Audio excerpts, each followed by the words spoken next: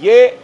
Election commission और ये chief election commissioner ना तो आज़ाद है ना खुद मुख्तार है। ये एक सियासी जमात यानी नून लीग का ये मजबूर महज है, उनके हुक्म पे काम करता है। अवाम ने जो कुछ इनको आईना दिखाया है, अगर किसी को शर्म हो तो डूब मरे। जिनके ये क्रोनी हैं, जिनके ये नौकर हैं, उन्हें खुश करने के लिए और अपने तय उनको जितवाने के लिए चीफ इलेक्शन कमिश्नर ने ये किया कि वो 10 सितंबर से 16 अक्टूबर तक, लेकिन अवाम ने जो कुछ इनको आईना दिखाया है, अगर किसी को शर्म हो तो डूब मरे कि उसमें भी तहरीक इंसाफ को 75% कामयाबी हासिल हुई है। आप सिर्फ तहरीक इंसाफ को हदफ ना बनाएं, उसको निशाना ना बनाएं। हमारे अकाउंट्स तो ऑडिटेड भी हैं और गैजेटेड भी हैं। तहरीक अदम एतमाद आपको मालूम है कि एक साजिश के नतीजे में पाकिस्तान के अंदर हुई, और अब ये बात कोई ढकी छुपी नहीं रही है कि ये इसमें बैरूनी मुदाखलत भी शामिल थी और पाकिस्तान के अंदर पार्लियामेंटेरियंस भी बिके थे। ये सारी चीज़ अब तक हमारे सामने वाजे हो गई है। यानी पाकिस्तान की क्या दुनिया की तारीख के अंदर ये एक ऐसी ख़राब मिसाल कायम हुई कि लोग इस्तीफ़ा दे चुके हैं, डिप्टी स्पीकर प्रोसेस कर चुका है, लेकिन चीफ इलेक्शन कमिश्नर टस से मस नहीं होता। एक डिप्टी स्पीकर आपको भेजे तो आप उसके ऊपर खामोश बैठे रहें, और दूसरा डिप्टी स्पीकर बग़ैर तस्दीक के, बग़ैर आइनी प्रोसेस इख्तियार किए वो इस्तीफ़े भेजता है, और वो सेलेक्टिव हैं और आप उन्हें कबूल कर लेते हैं। उसके बावजूद आप सिर्फ एक पार्टी को हदफ बना रहे हैं और बाकी 17 पार्टियों को आप छोड़ रहे हैं। लेकिन आपने देखा कि उनका रवैया जानिबदाराना है और उन्होंने इसके ऊपर सिर्फ तहरीक इंसाफ को पेनलाइज करने के लिए और उन्हें निशाना बना के उन्होंने तहरीक इंसाफ के बारे में फैसला दिया। पाकिस्तान के चीफ इलेक्शन कमिश्नर के ऊपर एक रेफरेंस दायर किया, और मैं ये समझता हूँ कि ये पूरी कौम की तरफ से एक कर्ज था जो ये रेफरेंस मैंने दायर करके अदा कर दिया है और तारीख़ के हवाले कर दिया है, इंसाफ के ऐवानों के हवाले कर दिया है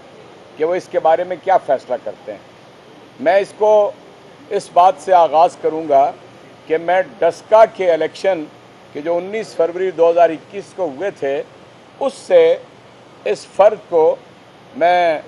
बनज़र गायर देख रहा हूँ। और उसके बाद मैंने जब रिजीम चेंज हुई और उससे पहले और बाद यहाँ पर मेंबर पार्लियामेंट की मंडियाँ लगीं तो किसी के कानों के ऊपर जूं नहीं रेंगी। मैंने इसकी शिद्दत में इजाफा होता हुआ देखा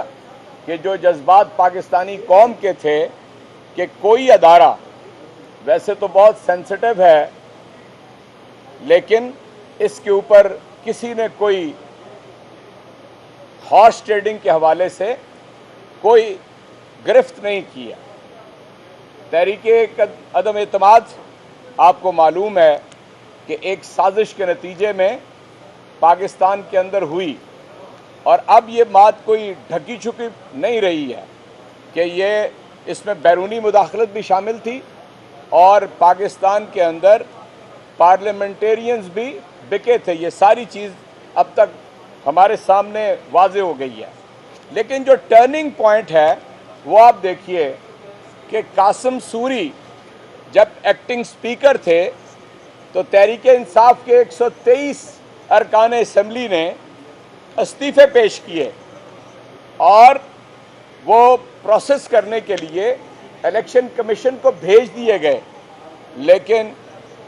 ये इलेक्शन कमीशन इस चीफ इलेक्शन कमिश्नर के तहत उसके ऊपर सो गया और कोई एक्शन नहीं लिया। ये बहुत ही यानी पाकिस्तान की क्या दुनिया की तारीख के अंदर ये एक ऐसी ख़राब मिसाल कायम हुई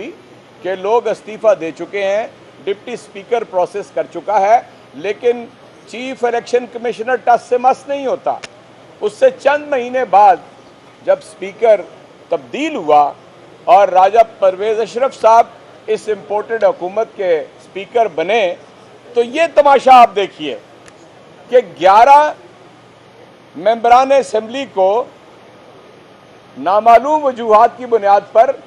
सामने रख लिया गया और पता चला कि वो 11 इस्तीफे मंजूर करके तो इलेक्शन कमीशन में भेज दिए गए और वो इलेक्शन कमीशन ने प्रोसेस कर दिए। यहाँ इतना बड़ा सवाल खड़ा हो जाता है कि एक डिप्टी स्पीकर आपको भेजे तो आप उसके ऊपर खामोश बैठे रहें और दूसरा डिप्टी स्पीकर बगैर तस्दीक के, बगैर आईनी प्रोसेस इख्तियार किए वो इस्तीफे भेजता है और वो सेलेक्टिव हैं और आप उन्हें कबूल कर लेते हैं। इतने बड़े सवाल का आज तक कोई जवाब यहाँ पर नहीं दिया जा सका। चीफ इलेक्शन कमिश्नर आर्टिकल 214 के तहत हल्फ लेता है और हल्फ में ये कहता है कि वह अपनी ज़ात को किसी चीज़ के ऊपर हावी नहीं होने देगा। वो पूरी दयानतदारी से, ईमानदारी से पाकिस्तान और पाकिस्तानियों के लिए काम करेगा और कायद-ए-आज़म मोहम्मद अली जिन्ना ने जो इस रियासत के उसूल मुतय्यन किए थे और जो पाकिस्तान के आइन ने इसके उसूल ज़वाबित मुतय्यन किए हैं उसके मुताबिक वो चलेगा। लेकिन आपने देखा कि ऐसा नहीं हुआ है। मैं मिसाल देता हूँ आपको, ये ममनुआ फंडिंग का एक केस है जिसके बारे में तहरीक इंसाफ ये कहती है कि उनके सारे जो फंड्स हैं वो पॉलिटिकल फंडिंग है और हमारे पास 40,000 उसके डोनर्स की फहरिस्त मौजूद है। और ये भी साथ साथ ज़हन में रखिए, हमने ये दरख्वास्त भी दी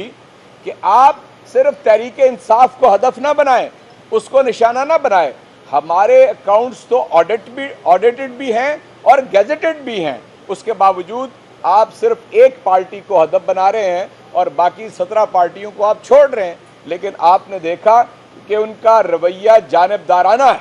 और उन्होंने इसके ऊपर सिर्फ तहरीक इंसाफ को पेनलाइज करने के लिए और उन्हें निशाना बना के उन्होंने तहरीक इंसाफ के बारे में फैसला दिया। उसके बाद अगली बात देखिए कि खैबर पख्तूनख्वा के अंदर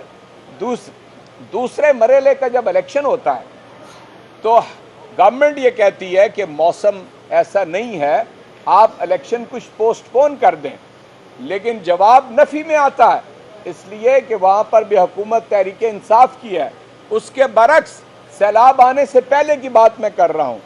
सिंध गवर्नमेंट कहती है लोकल गवर्नमेंट इलेक्शन के लिए तो वो पोस्टपोन कर दिया जाता है, दूसरी दफ़ा पोस्टपोन कर दिया जाता है, तीसरी दफ़ा पोस्टपोन की दरख्वास्त फिर सामने है और ये चांस तलाश कर रहे हैं कि किसी तरह उन्हें भी पोस्टपोन कर दिया जाए। सिमिलरली पंजाब के अंदर जो इंतखाब 10 सितंबर को होना था, बिला वजह कोई वजह नहीं थी उसकी, इन इलाकों में कहीं पर सैलाब नहीं आया था, कहीं पे शदीद बारिशें नहीं हुई थी, लेकिन जिनके ये क्रोनी हैं, जिनके ये नौकर हैं, उन्हें खुश करने के लिए और अपने तय उनको जितवाने के लिए चीफ इलेक्शन कमिश्नर ने ये किया कि वो 10 सितंबर से 16 अक्टूबर तक, लेकिन अवाम ने जो कुछ इनको आईना दिखाया है, अगर किसी को शर्म हो तो डूब मरे कि उसमें भी तहरीक इंसाफ को 75% कामयाबी हासिल हुई है। और जो बात मैं सबूत के तौर पे जुडिशल कमीशन के सामने पेश कर चुका हूँ वो ऑडियो लीक्स हैं। वो ऑडियो लीक कि जिसे वक्त के प्राइम मिनिस्टर, हम तो उसे क्राइम मिनिस्टर कहते हैं, उनने उन ऑडियो लीक्स की तस्दीक की है। उसके अंदर वज़रा की गुफ्तगू को, वो सारी कॉपी आपको हम पेश कर देंगे, उसके ट्रांसक्राइब किया गया है। उसमें एक वज़ीर दूसरे से, दूसरा तीसरे से, तीसरा चौथे से गुफ्तगू करते हैं और बिल्कुल वाज़े तौर पे, यानी यहाँ पर मैच फिक्स नज़र आता है, कनाइबेंस नज़र आती है इलेक्शन कमीशन की, और ताकि वो उनके हुक्म के मुताबिक। और आप इसका तुर्फ़ा तमाशा आप ये देखिए कि एक मुजरिम, एक मफरूर, उससे इजाज़त लेने की बात की जा रही होती है। चुनाचे ये इलेक्शन कमीशन और ये चीफ इलेक्शन कमिश्नर ना तो आज़ाद है ना खुद मुख्तार है, ये एक सियासी जमात यानी नून लीग का ये मजबूर महज है उनके हुक्म पे काम करता है कि वहाँ से इंस्ट्रक्शंस आएंगी और ये काम वहाँ पर कोई कर सकेंगे। चुनाचे ये हमने जुडिशल कमीशन ऑफ पाकिस्तान के सामने अपना रेफरेंस दायर किया है और हम ये तवक्को रखते हैं कि अदलिया जो है वो इंसाफ करेगी और इंशाअल्लाह ताला ये कैफरे किरदार तक पहुंचेंगे।